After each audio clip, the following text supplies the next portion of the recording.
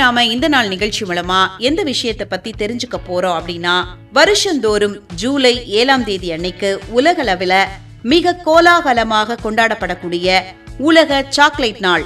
எதனால நம்ம இன்னைக்கு கொண்டாடுறோம் அப்படிங்கறத பத்தி தெரிஞ்சுக்க போறோம்.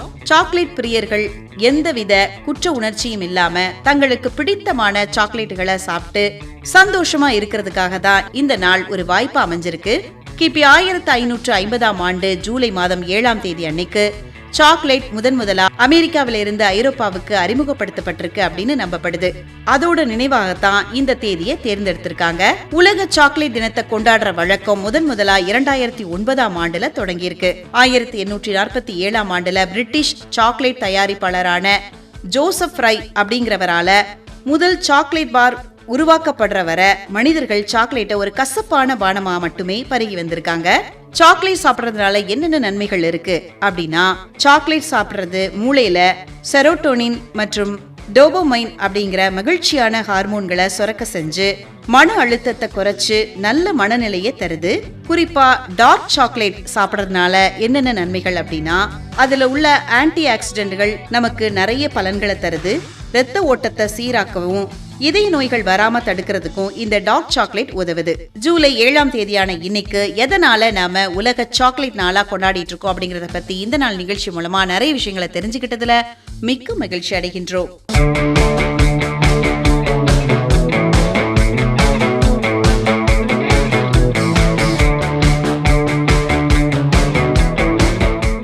இப்ப நாம இந்த நாள் நிகழ்ச்சி மூலமா இன்னைக்கு யாரு சந்தோஷமா தன்னோட பிறந்த நாளை கொண்டாடிட்டு இருக்காங்க அப்படிங்கறத பத்தி தெரிஞ்சுக்கலாம்.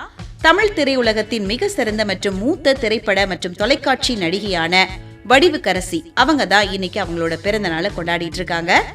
1958ஆம் ஆண்டு ஜூலை மாதம் 7ஆம் தேதி இவங்க பிறந்திருக்காங்க.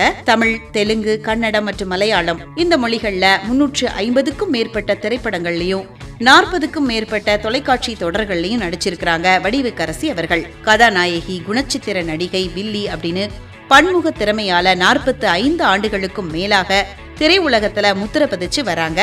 சினிமாவில நுழைவதற்கு முன்னாடி இவங்க சென்னையில LIC நிறுவனத்துல டைபிஸ்டா பணியாற்றி இருக்கிறாங்க. 1978ஆம் ஆண்டு பாரதி ராஜா இயக்கத்துல வெளியான சிகப்பு ரோஜாக்கள் திரைப்படத்துல ஒரு சின்ன வேஷத்துல நடிச்சிருப்பாங்க. 1979 வெளியான கன்னி பருவத்திலேயே அப்படிங்கிற திரைப்படத்துல நடிகர் ராஜேஷ்க்கு ஜோடியா முதலா கதாநாயகியா நடிச்சிருக்காங்க. இந்த படம் இவங்களுக்கு மிகப்பெரிய திருப்பு முனையா அமைஞ்சிருக்கு. தொடக்கத்துல கதாநாயகியா நடிச்ச இவங்க அதுக்கப்புறமா அசாத்தியமான குணச்சித்திர மற்றும் எதிர்மறை கதாபாத்திரங்கள்ல நடிச்சு கலக்கிட்டு வந்திருக்காங்க. சிவாஜி கணேசன் மற்றும் ரஜினிகாந்தோட இணைஞ்சு நடிச்ச முக்கியமான படம் அப்படின்னு பாத்தீங்கன்னா அது படிக்காதவன் திரைப்படம் தான்.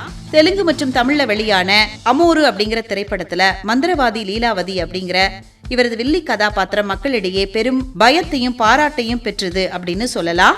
படையப்பா படத்துல ரஜினிகாந்தோட அம்மாவா மிக கம்பீரமான கதாபாத்திரத்துல நடிச்சிருப்பாங்க வடிவுக்கரசி அவர்கள். இவங்க நடிச்ச இன்னும் நிறைய ஹிட் படங்கள் அப்படின்னு பார்த்தோம்னா அருணாச்சலம், காசி, சிவாஜி, நீர்பறவை மற்றும் இறைவி, கருடன், கான்சிட்டி அப்படிங்கிற திரைப்படத்துல சூப்பரா நடிச்சிருப்பாங்க வடிவுக்கரசி அவர்கள்.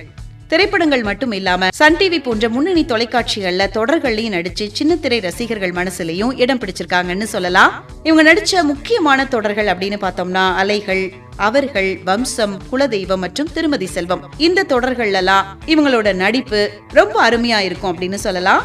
தமிழ் திரையுலகத்தோட மிக சிறந்த மற்றும் மூத்த திரைப்பட மற்றும் தொலைக்காட்சி நடிகையான வடிவுக்கரசி அவங்களுக்கு இந்த நாள் நிகழ்ச்சி மூலமா ஸ்பெஷலான பிறந்த நாள் வாழ்த்துக்களை சொல்லிக்கலாம்.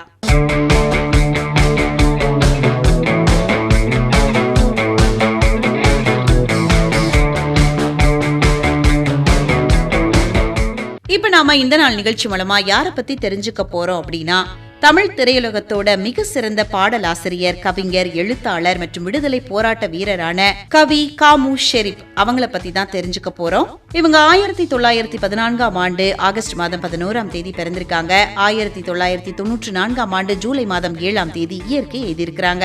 1950 மற்றும் 60கள்ல தத்துவார்த்த மற்றும் சமூக கருத்துக்கள் நிறைந்த பாடல்களை எழுதி மக்கள் மனசுல நீங்காத இடம் பிடிச்சாங்க அப்படின்னு சொல்லலாம். திருவாரூர் மாவட்டத்துல உள்ள கொரட்டாச்சேரிக்கு பக்கத்துல இருக்கக்கூடிய அபிவிருத்தீஸ்வரம் அப்படிங்கிற கிராமத்துல காதர் ஷா ராவுத்தர், முகமது இப்ராஹிம் பாத்து அம்மாள் தம்பதியருக்கு ஒரே மகனா பிறந்திருக்காங்க. இவங்களோட இயற்பெயர் காதர் ஷா முகமது ஷெரீப். 14 வயதிலேயே தந்தையை இழந்ததால பள்ளி படிப்பை முழுமையா தொடர முடியாட்டாலும் திண்ணை பள்ளியிலையும் சொந்த முயற்சியிலையும் தமிழ் இலக்கிய மற்றும் இலக்கணங்களை மிக ஆழமா கற்று தேர்ந்திருக்காங்க காமு ஷெரீப் அவர்கள். தமிழ் சினிமாவில குறைஞ்ச பாடல்களை எழுதியிருந்தாலும் அது எல்லாமே காலத்தால அழியாத காவிய பாடல்களா மாறியிருக்கு. அன்னையை போல் ஒரு தெய்வம் இல்லை, ஏரிக்கரையின் மேலே போறவளே, பெண்மையிலே, சிட்டுக்குருவி சிட்டுக்குருவி சேதி தெரியுமா, வாழ்ந்தாலும் ஏசும் தாழ்ந்தாலும் ஏசும், பணம் பந்தியிலே குணம் குப்பையிலே, பாட்டும் நானே பாவமும் நானே. இந்த பாடல்கள் எல்லாமே இவருக்கு ஹிட்டான பாடல்கள் அப்படின்னு சொல்லலாம். கலைஞர் மு. கருணாநிதி அவர்களை திருவாரூர்ல இருந்து அழைச்சிட்டு வந்து சேலம் மாடர்ன் தியேட்டர்ல வேலைக்கு சேர்த்து விட்ட பெருமை இவருக்கு உண்டு. மகாத்மா காந்தியோட கொள்கைகளால ஈர்க்கப்பட்டு இந்திய விடுதலை போராட்டத்தின் வெள்ளையனே வெளியேறு இயக்கத்துல தீவிரமா பங்கேற்றாரு காமு ஷெரீப் அவர்கள். மாப்போ சிவஞானம் அவர்களுடைய தமிழரசு கழகத்துல இணைஞ்சு அதோட பொதுச் செயலாளரா பணியாற்றி இருக்கிறாங்க. இறுதி வரை தமிழர் நலன் மற்றும் எல்லை போராட்டங்களுக்காக குரல் கொடுத்தாரு காமு ஷெரீப் அவர்கள். தமிழ் உணர்வை வளர்க்கறதுக்காகவும் சமூக விழிப்புணர்வை ஏற்படுத்துறதுக்காகவும் ஒளி, தமிழ் முழக்கம் மற்றும் சாட்டை ஆகிய பத்திரிகைகளை தொடங்கி நடத்தி வந்திருக்காங்க காமு ஷெரீப் அவர்கள். இவரோட இலக்கிய மற்றும் கலை சேவைகளை பாராட்டி பல்வேறு விருதுகள் இவங்களுக்கு வழங்கியிருக்காங்க. தமிழ்நாடு அரசோட உயரிய திருவிக்கா விருது மற்றும் கலைமாமணி விருது, கம்பன் கழக விருது. இவரோட படைப்புகள் எல்லாத்தையும் தமிழ்நாடு அரசு 1998ஆம் ஆண்டுல நாட்டுடைமை ஆக்கியிருக்கிறாங்க.